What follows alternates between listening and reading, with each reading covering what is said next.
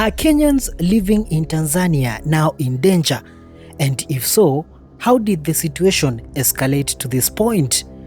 That is the question many are asking today following emerging reports that Kenyan nationals in Tanzania are facing increasing levels of harassment, intimidation, and forced identification checks by the country's security forces. Guys, I'm reporting this because it's what I got, the news. You remember, I live in Kwale County near Lungalunga, which is the border to Tanzania. Saa hii wale wa Kenya wako Tanzania wanatoroka wanakuja pande ya Kenya, guys. It's so sad. If you have a family member in Tanzania, this is what I'm reporting. If you have any member with Kenyan origin, don't leave Uganda, leave DRC, leave Zambia.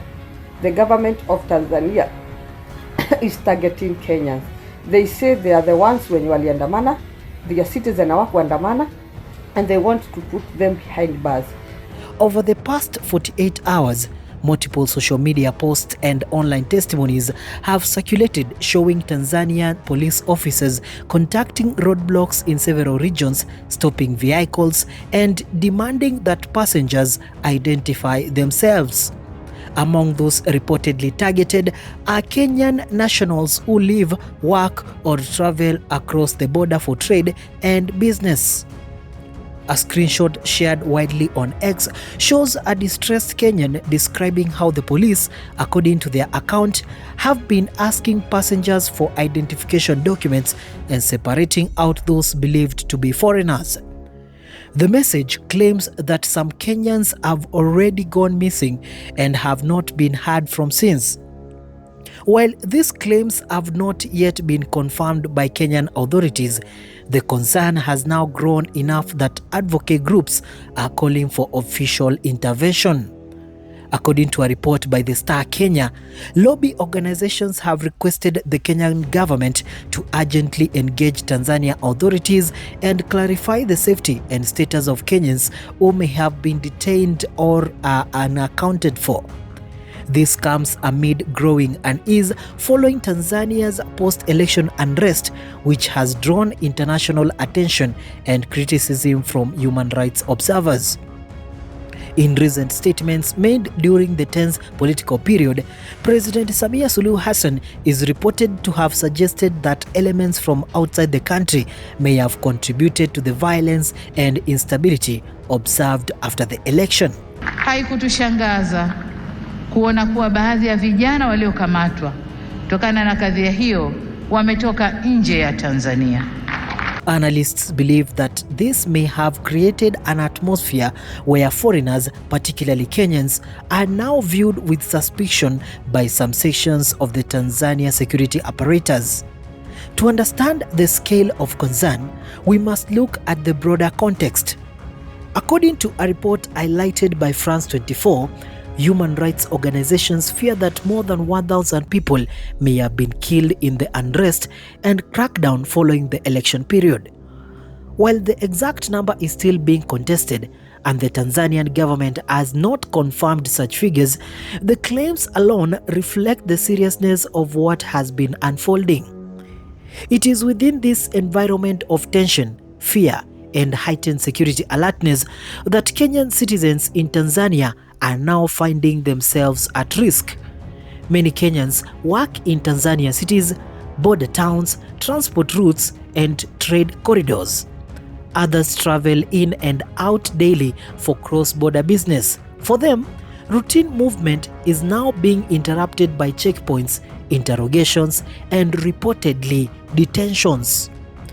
Community sources indicate that communication channels are strained.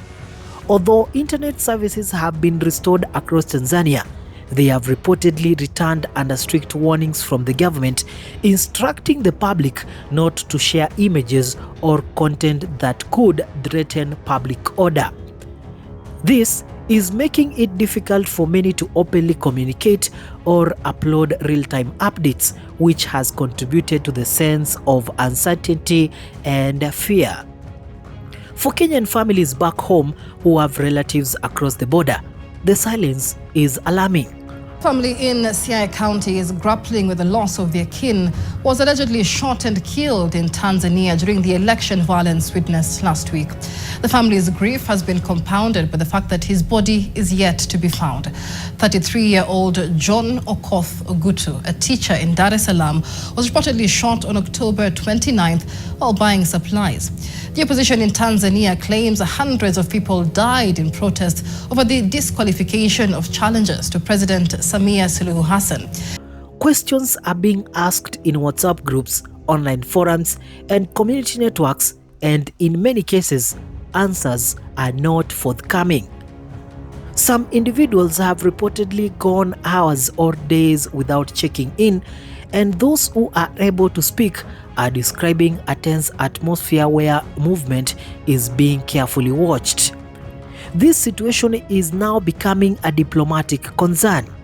Historically, Kenya and Tanzania share deep economic, cultural, and social ties. The two countries rely on trade partnerships, tourism, and shared regional security cooperation. A deterioration in cross-border relations could have broader implications for both economic and the stability of the East African region. Kenyan authorities have so far not issued a strong public statement on the matter, although pressure is rising for one. The public expectation in situations like this is clear. Citizens outside national borders must be protected. Any credible reports of harassment, detention, or disappearance involving Kenyan national demands verification and diplomatic engagement. As the situation continues to unfold, clarity and communication from both governments will be critical. Meanwhile, online communities are continuing to share, archive, and document everything they can. Activists are urging Kenyans in Tanzania to stay indoors, avoid unnecessary travel, and keep their identification documents close at all times. Some are encouraging people to move in groups and to maintain constant communication with family members when possible. At the same time, Tanzanian authorities have not publicly confirmed that any specific enforcement campaign targeting foreign nationals is underway. Supporters of the government argue that security measures currently being observed are part of broader efforts to stabilize the country after unrest, not actions directed at any one nationality. However, the testimonies and experiences emerging from those on the ground paint a more complicated picture, one where perception and fear are shaping reality just as much as official policy. The coming days will be crucial. If verified reports of targeted detention or disappearances emerge, diplomatic pressure may intensify. If clarifications from both governments fail to address concerns, the situation could escalate further, not just at the political level, but at the human level, affecting ordinary people, traders, students, workers, and families who are simply trying to live their everyday lives. For now, the central question remains: what is happening to Kenyans in Tanzania, and who will step in to ensure their safety? Until clear answers are provided, the concern continues to grow. Thank you so much for watching. Remember to subscribe to my channel. We are on to 500,000 subscribers. Bye bye for now.